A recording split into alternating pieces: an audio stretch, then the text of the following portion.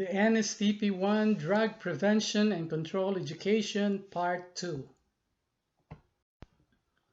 The learning objectives of our lesson today is that during the course of the discussion, the students will be able to understand the effects of drug abuse, identify the different types of drugs, and finally to determine the effects of each prohibited drugs. We will now study why is illegal drug use dangerous. Number one, it causes permanent damages or damage to the brain and your body. It is also highly addictive. Meron siyang mga elements or ingredients that really cause, nagre-react siya sa body natin, tapos tayo ay nagkakaroon ng addiction. Now, it is also a major factor sa mga suicidal accidents and crimes. It escalates the risk of spreading diseases through sharing those needles that they used. Nag-share sila, so nahahawa yung iba. And it really could result in an overdose, which eventually lead to death. And finally, drug use leads to making a responsible decision. Hindi kasi normal yung pag-iisip during the tripping, so nagkakaroon siya ng irresponsible o hindi magandang mga decisions. Hindi nakabatay doon sa tamang lohika ng pag-iisip. In our statistical records here, ang pinaka number one na sabihin natin na drug being used around the world ay yung heroin. Kasi sabi nila maganda ang tama nito, yung tripping nito. Then followed by cocaine, barbiturates, street methadone, and then panglima yung alcohol, which is called matabang na droga or the legal drugs, followed by yung mga sigarilyo o yung mga iba pang mga elements, tobacco I should say. Now, what are the reasons people begin or start using drugs? The reasons people begin using drugs are similar to the reasons they begin to drink or smoke. What are these reasons anyway? Most of the young people desire to experiment. Nagsimula yan sa pag-eksperimento lang eh. Oh, they are doing this. Well, I think I have to do it. I have to try it. The next, desire to escape depression and boredom. Pag nababagot na, walang magawa, they try something new. So, yun na. They will start to try, na tumikim ng droga. And then, maraming mga experimental, risky way para mawala yung boredom. So they try to enjoy themselves by taking some risky behavior, doing some risky behavior. And marami ding naniniwala, lalo yung mga, hindi lang kabataan, even the elderlies at yung mga young professionals, yung tawagin natin ay yappies, they believe that drugs could solve or can solve personal problems. Totoo naman yun for a while. Pag wala na yung tama, balik na naman yung problema. And then, meron tinatawag na peer pressure. Kasi yung kaklase gumagamit, kasi yung kapitbahay gumagamit, o sa bahay, normal na yung lahat gumagamit ng droga. So, napipilitan siya, para lang makasabay doon sa nangyayaring consensus. And then, isang masakit na bagay na nagagawa ng social media at ng iba pang media elements ay nagaglamorize nila yung drug use. Napapaganda nila and even encourages it, lalo na sa mga kabataan natin. Now, what are gateway drugs? Now, drugs that lead to the use of other drugs are called gateway drugs. Ibig sabihin, dyan nagsisimula yun. Parang sila yung parang forerunner. Okay? Eventually, kapag nasanay na doon sa matabang na droga, maghahanap ng mataas na kalidad ng droga, then they will end up what? Using the high-quality drugs, eventually nagiging addicting sa kanya yon. So what are the three most common gateway drugs? Number one, we have the alcohol. So yan, kahit saan nabibili mo Okay? So it's called legal drugs anyway. And then you have the cannabis or the marijuana. marami dyan nagtatanim sa paligid-ligid. But recently, matagal-tagal na rin, it was declared to be illegal. Okay, and then finally, the tobacco. Okay, itong mga tatlong common na mga drogang ito, matabang na droga, ito yung nagiging forerunners para gumamit tayo o yung mga kabataan natin ng mas masarap ang tamang mga droga. Eventually, that will lead to addiction and ruins of lives. Now, what are the general drug classifications? Okay, actually there are 6, but we will discuss at least 4 here. Now, all drugs, legal and illegal, are classified into different categories based on their similar effects on the mind and the body. So, alam natin yun, napag-aralan natin last time, that drugs or the drugs that alter yung tinatawag na mga body functions at nakakaapekto sa kanyang isip, influencing it thoroughly, and kaya nga pati yung decision na apektuhan ay tinatawag ng mga droga, except yung mga pagkain at saka mga inumin. Now, number 1 is the depressants. Number 2, yung tinatawag na stimulants. Okay? And then we have hallucinogens. Okay? And then we have the club designers. And then we have the opiates. Okay, I'm not sure how I pronounced it, but anyway, pag sinabi mong depressants, okay, ang root word niyan is depress. So, nagkakaroon, parang binababa yung damdamin mo, okay? So, kung excited ka, opposite niyan is you become depressed. So, nadi-depress yung feeling mo. Anyway, ipapaliwanag natin maya. Now, according sa PIDEA, okay, sa ating dito sa Pilipinas, sila yung nag-classify. Meron silang sariling classification ng mga types of drugs. Now, number 1 and 2 is the new psychoactive substances. And then we have the marijuana, followed by shabu, and then the inhalants. Okay, inhalants suggests yung name na ini-inhale, And then we have ecstasy, a very suggestive name also. Those who use ecstasy experience ecstasy sa kanilang mga emotions. And then we have the opiates, which means galing ito sa opium. Okay? And then we have the Bangkok pills and the cocaine. Okay? Yung cocaine, alam natin na yan yung derivative ng coke. And then we have sedatives. Now, what are depressants anyway? Depressants are drugs that slow down the central nervous system. So, sa central nervous system, kasama yung heart, including the brain, at lahat ng mga veins dyan na nagko-connect sa puso nyo, sa isip nyo, and then going down, going up. Dyan tumatakbo yung blood circulation nyo, etc.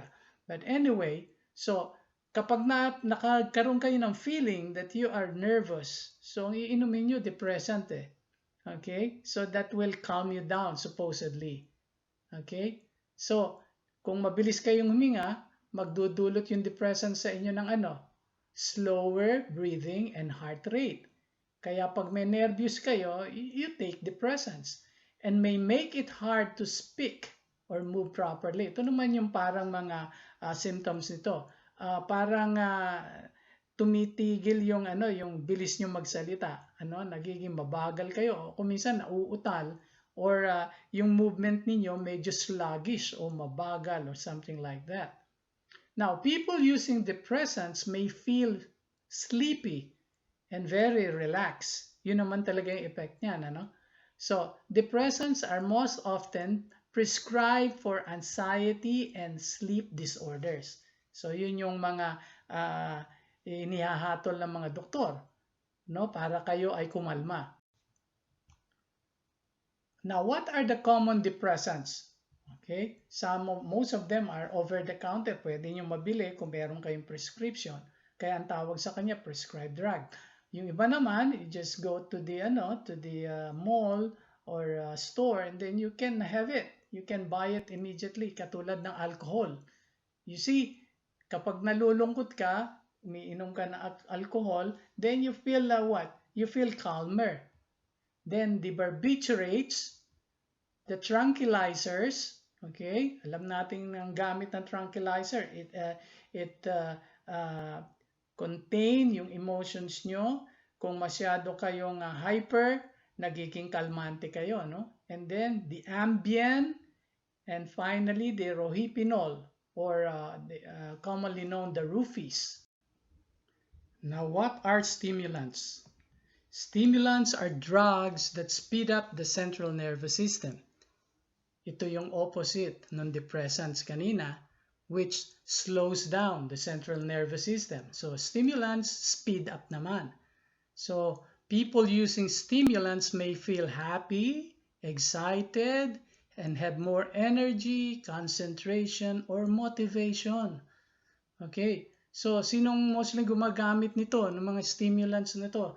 Yung halimbawa, marami silang ginagawa, they have to have more outputs, no? At meron silang mga hinahabol na mga deadlines, so kailangan nilang mag-submit. So, they took stimulants para ma-stimulate yung kanilang adrenalines, ano? So, stimulants make it difficult for somebody who is taking it to sleep and suppress their appetites. So, matakaw sila, malakas kumain, and then, kaya lang problema, hirap matulog. Bakit? Kasi every part of them, every part of their body is very active, ano? And then, most stimulants have more side effects than other drugs. Yun nga lang, yung stimulants, mas marami siyang side effects kaysa sa mga depressants. Now, what are the common stimulants? Caffeine. Okay, caffeine. Sa ano yung mga madalas iniinom natin, yung mga kafe. May caffeine, pero hindi lahat ng bagay porke cafe. Doon lang natin nakukuha yung caffeine, ano? May mga kinakain tayo na may caffeine din. Okay? Katulad ng tea, no? May caffeine yan eh. Nicotine. Okay, saan natin nakukuha yung nicotine? Mostly, or nakukuha natin yan sa mga sigarilyo. And then you have the cocaine, the amphetamines, okay? And then the bath salts, kung familiar kayo sa bath salts, and alcohol, yung mga nakalalasing na mga inumin. Yung bath salts, kung minsan nakala natin harmless yan, yung pala merong addicting ingredients yan, ano? And then barbiturates also, tranquilizers, and then the Ambien and the rohypnol or roofies. So mapapansin nyo, sometimes yung ibang mga sabihin natin na substance, they are also stimulants, and at the same time sila depressants din, and at the same time they are also hallucinogens. So marami silang characteristics. Now let's talk about hallucinogens. Hallucinogens are drugs that can change the way people see, hear, feel, or think. So napakadelikado no, ng sitwasyon mo kapag ikaw ay under the influence ng hallucinogens. Why? Because na-alter yung nakikita mo, yung hindi mo dapat makita, nakikita mo, and then you hear what you're not supposed to hear, or may naririnig ka na wala naman talaga, and you feel differently, and your thinking is quite altered. Ano? Iba yung damdamin mo kaysa sa normal na situation mo. So, most common hallucinogens is the LSD. Very familiar yung LSD niya. Now, LSD users call an LSD experience a trip. Okay? So, nakuha yung salitang anong trip mo, sa anong trip mo, hindi ko to trip. And usually, it lasts for 12 hours. Yung tama niyan ay 12 hours or more. Now, kapag hindi maganda yung damdamin niya, okay, o yung experience niya, ang tawag nila dyan ay nababad trip sila o bad trip. Kaya dyan galing yun, yung LSD tripping and bad tripping, which is actually translated as a living nightmare. Yung bad trip niyan, seryoso yan, and it affects them, and they don't like the feeling of being bad tripped. Now, LSD also leads the user to a serious disconnection from reality. Of course, iba yung isip mo sa normal, iba yung naririnig mo, iba yung nafe-feel mo, iba yung iniisip mo. Therefore, you are really disconnected from reality. And it's a big, big problem for that person. Now, let's talk about the common hallucinogens. Now, common hallucinogens are the marijuana. Mild yan, pero nakaka-alter talaga ng pag-iisip at dandami niyan. Kaya yung ibang mga kabataan tuwan-tuwa pag nakaka-marijuana. Then the mushrooms, yung mga mushrooms sa wild mushrooms na nakikita nyo, yan ay pag-iingatan nyo kasi some of them are really very toxic, nakakalason, ano? But do not experiment, of course. Then you have the LSD again. Then you have a not so familiar name, the Spice K2. Nakikita nyo dyan sa picture. Okay, and then the synthetic marijuana. Now let's talk about psychoactive drugs. Drug is any substance, by the way, with the exception of food and water, which when taken into the body alters the body's function either physically and psychologically. So when it enters into the body, it affects the whole person, yung isip niya saka yung physical niya. Now, what is psychoactive drugs? Okay, just like any other drugs, okay, it affects the central nervous system, katulad din ng mga stimulants, depressants, and hallucinogens, and alters a person's mood, thinking, and behavior. Psychoactive drugs may be divided into 4 categories. They may be depressants, they may be stimulants, they may be hallucinogens, and others. Now, let's talk about new psychoactive substances. Ano ba yung NPS na yan?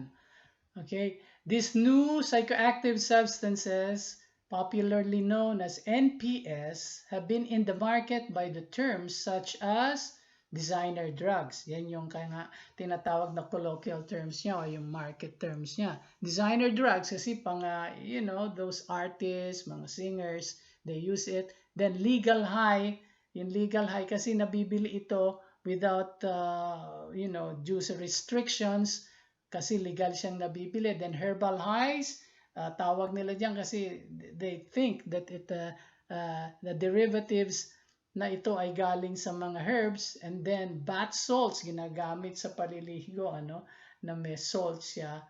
Pero ang ingredients niyan ay mga NPS. And then research chemicals. And then another parang words na ginagamit sa kanya ay laboratory reagents. Okay, yan yung mga pangalan ng NPS sa mga popular use. By the way, what are club designer drugs? Okay, actually club designer drugs are very similar to NPS or the new psychoactive substances. They are psychoactive drugs also that tends to be abused by teens and young adults at bars, nightclubs, and raves. So, ito yung mga naririnig ninyo na mga ginagamit ng mga kabataan pag nagpa-party sila. Okay, their properties and effects are similar to known hallucinogens or narcotics but have a slightly altered chemical structures. So, iba lang yung structure nila, pero magkakamag-anak sila. They are all called new psychoactive substances. Now, what are the common club drugs? Okay, as the name implied, ginagamit siya sa mga parties or clubs. Now, one is ecstasy. Very familiar, huh? Ecstasy, then we have PCB, and then we have GHB, we have ketamine, we have meth, and then we have LSD, and the rohypnol or the roofies. What are opiates? Opiates are derived from the opium poppy na isang herb. And opiates are sometimes called narcotics and are a group of drugs that are used medically to relieve pain but have a high potential for abuse. So, siya talaga, ang original medical use niya is to relieve pain. Very effective siya pag nire-relieve yung pain natin. But some opiates come from a resin taken from the seed pods of the Asian poppy. And then, opiates that are commonly abused are the opium, the morphine, the codeine, and the synthesized or the manufactured opiates. Pag synthesized, that means opiate siya pero gawa siya sa laboratory. Hindi siya natural or directly taken from the herbs. Now, what are the common opiates? They are the morphine, the heroin, the oxycontin, the Vicodin, and hydrocodone. Now, what is opium anyway? Opium refers to the coagulated juice of the opium poppy, or scientific name niya is Papaver somniferum L. Okay, and embraces every kind, class, and character of opium, whether crude or opium poppy. Poppy straw and the leaves, kahit yung roots niyan, or wrappings of opium leaves, whether prepared for use or not. So lahat yung parts na yon ng herb na yon, lahat yung tawag dun opium. But of course, yung mga nasa taas natin katulad ng Vicodin, hydrocodone, yan ay synthetically made. Now let's talk about the most common illegal drug. Okay, one of the most common or illegal drugs around ay yung tinatawag nating marijuana or the cannabis. Marijuana can actually be classified as stimulants and at the same time depressants or hallucinogens based on the strand or potency. But for all intent and purposes, we will classify marijuana as a mild hallucinogen. Can you become dependent on marijuana? That's the question. Ang sagot natin, yes, you can build a tolerance so that will increase your intake kasi natotolerate mo na eh. Hindi ka na basta tinatamaan, ano? And then, eventually become dependent to it. How about kapag naka-marijuana ka and then you start driving? Ano epekto nito? The same thing when you are intoxicated with alcohol. So, kapag intoxicated ka ng alcohol, ang vision mo is marred, yung senses mo ay numb, yung mga decision mo is somewhat hindi logical. You become what? Sabihin natin impulsive. Ganun din ang effect ng marijuana kapag ikaw ay nagda-drive.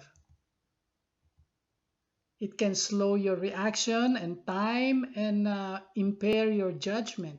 So ito yung kadelikaduhan kapag naka-marijuana ka and then you start driving. Now, what are the effects of marijuana? There are two kinds of effects, the short term and the long term. Now, let's talk about the short term. Meron kang sensory distortion. Ibig sabihin, yung sinabi natin kanina, yung senses mo ay hindi na ganun ka-sharp. And then, madali kang mag-panic. Okay? Then, yung reaction mo sa time, mabagal. Para kang bumabagal yung time sa'yo. Tapos, after an initial up, the users feel sleepy or depressed. Pagkatapos ng unang take mo, okay, you feel sleepy. And then, suddenly, you become depressed. Then umi-increase o bumibilis yung heart rate mo. So, delikado yon. May tendency kang may stroke o ma-heart attack. Okay? And then, yung long term naman, ito yung delikado. You become what? Apathy. Meron kang drowsiness laging nararanasan. You lack motivation. You become sluggish, di ba? Ganun yan eh. Then, your personality and mood ay lagi nagbabago, no? And then you have somewhat parang rapid destruction of lung fibers and lesion to the brain could be permanent. So nagkokos yan ng brain damage and then yung mga fiber mo sa iyong lungs ay nadi-disrupt o nara-rupture. Okay, there is also the reduction of male sex hormones. Okay? And then, reduce resistance to common illnesses katulad ng bronchitis, influenza, and then even simple colds. Now, let's talk about marijuana and the school. One of the most prevalent effects of marijuana is the decline in school performances among students. Why? Because marijuana, according to research, damages the user's memory and things such as simple math problems become extremely difficult. So yung mga simpleng mga analysis hindi niya magawa because it really affected na yung kanyang tinatawag na metabolism at saka yung psychomotor activities niya, yung kanyang tinatawag na neurons ay masyado na nadadamage. Ang pinakadelikato dyan ay kapag naghahanap siya ng mas higher kind of substance and then become an addict. Now, what are inhalants? Inhalants are drugs that are inhaled as vapors. The two most common inhalants for use for medical reasons are the asthma inhaler and the laughing gas. Okay. And then inhalants are also addictive. What types of effects might you experience from inhalants? Okay, if you continuously use these inhalants, you will experience hyperactivity, loss of inhibitions. Ibig sabihin loss of inhibitions, hindi na kayo nahihiya. Dati nahihiya kayong gawin isang bagay, hindi na. Then you become dizzy, lagi kayong nahihilo. Then yung coordination ng katawan nyo is what? Somehow affected.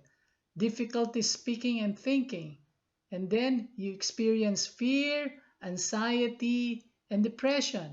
And later on, kapag continuous yung yung paggamit nyo nun, it will affect your nervous system and then parts of your internal organs that will lead to death, especially yung heart ninyo.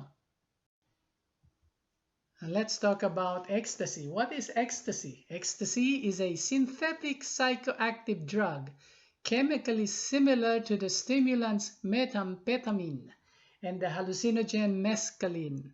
Sorry for that unfamiliar terms, but anyway, ecstasy, or shortly called MDMA, produces feelings of increased energy, masyado kang energetic, euphoria, or the feeling of feeling really good, and distortion in time. Problema naman, akala mo umaga, hapon na pala, o gabi na, or vice versa.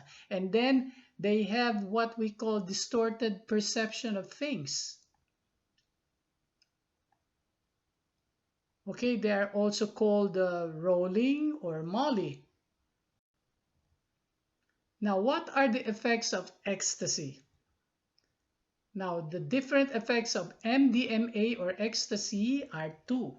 The short term and the long term. So, dalawa yung group ng effects na yan. In the short term, merong involuntary teeth grinding and jaw clenching. Okay, nangangalit lagi yung ngipin niya, saka yung jaw niya, galaw ng galaw. Meron siyang elevated body temperature, which could cause a stroke. Nag-i-increase lagi yung blood pressure niya at lumalabo yung mata niya. The long-term effect naman ay lagi siyang nabe-brain zap. Yung parang nakukuryente yung kanyang kaisipan. And then, he feel depression, laging tuyo yung kanyang bibig at nakakaranas siya ng mga nightmares sa gabi. Now, what is heroin anyway? Sa heroin na tayo. Heroin is an extremely addictive narcotic. Most heroin is injected, creating additional risk for the user who faces the danger of AIDS or other infections along with addictions kasi nagsishare sila ng needle. Now let's talk about cocaine. Cocaine was originally developed as a painkiller. Cocaine is often snipped with the powder absorbed into the bloodstream through the nasal tissues. So, sinisinghot yan and then na-absorb yan sa katawan natin sa pamamagitan ng nasal tissues natin. Most rapid form of absorption is through injection. Mas mabilis yung effect, mas mabuti. Kaya lang, nag-i-increase yung risk of overdose kapag ini-inject ito. Let's talk now about crack cocaine. Yung crack cocaine naman ay laboratory made. Minanufacture yan sa loob ng laboratory. So it's, sabihin natin, a synthetic kind of cocaine. Now, cocaine or crack cocaine is a crystal form of cocaine that is heated and smoked. So hindi ito ini-inject, kundi iniinit, tinutunaw, and then nilalanghap yung usok nito. It is so named because it makes a cracking or popping sound when heated. Pumuputok-putok, nagka-crack siya, kaya tinawag siyang crack cocaine. The most potent or the riskiest form in which cocaine appears ay nandito sa crack cocaine. Smoking cracks, okay, or smoking crack allows it to reach the brain more quickly and brings an intense and immediate high that lasts about 15 minutes. 15 minutes lang, ano? But yun nga, mabilis pumasok sa brain kapag smoke ito. Now let's talk about a very popular substance which is called the crystal meth. Crystal meth are white crystalline drug, and crystal meth develop a strong desire to continue using it. Why? Because the drug create a false sense of happiness and well-being. So, ang tawag nila dito ay rush or rush. Nagbibigay sa iyo ng biglaan confidence, and then you tend to become hyperactive and energetic. Ginagamit to usually sa mga parties, kaya ito ay tinatawag na club drug. What are steroids? Steroids are synthetic version of the male hormone testosterone, which is being used now by the bodybuilding buffs to increase yung tinatawag na sections ng kanilang muscles sa body nila. So what are the physical effects of steroids? Your bones will mature early. Growth can be stunted o mapipigilan yung paglaki pa kung lalaki pa yung bones ninyo. It can cause severe acne o tagyawat. It will increase cholesterol in your body at you will gain rapid weight. And then, eventually, maaring ma-damage yung liver ninyo at magkaroon ng mga bukol sa kidneys ninyo. And, of course, it can also potentially damage your heart and will lead to heart disease and heart attacks, and then eventually death. What are the other adverse effects of steroids? Steroids can seriously affect your mental health. You will have the feeling of paranoia, and when you are paranoid, you become very suspicious of people surrounding you. And then you will have panic attacks without due reasons. You will feel so depressed, and you will feel anxiety, or you will feel anxious or fearful. And worst of all, you will toy suicides in your mind. You will have suicidal thoughts. Let us now talk about the national drug situation in the Philippines and the drug choices in the country.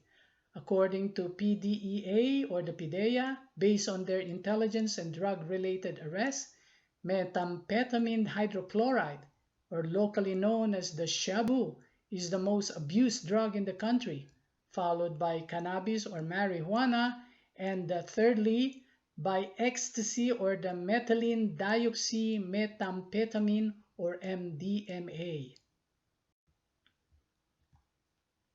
What are the government response to drug problems in the country? First, they use the drug campaigns. They also employ the information drives. And then the Philippine Development Plan was contrived, which is called PDP, during the 2017 up to 2022. PDEA has been active in the conducting barangay drug clearing programs. And also the rehabilitations of drug users are or has been emphasized. And then the President's project of matatag, maginhawa at panatag na buhay for the Filipino people. Now, what are the learning outcomes that we have accomplished? At the end of the discussion, the student has been able to organize programs that will help his community to prevent drug abuse. And number two, he has the ability to blog the importance of a drug-free community.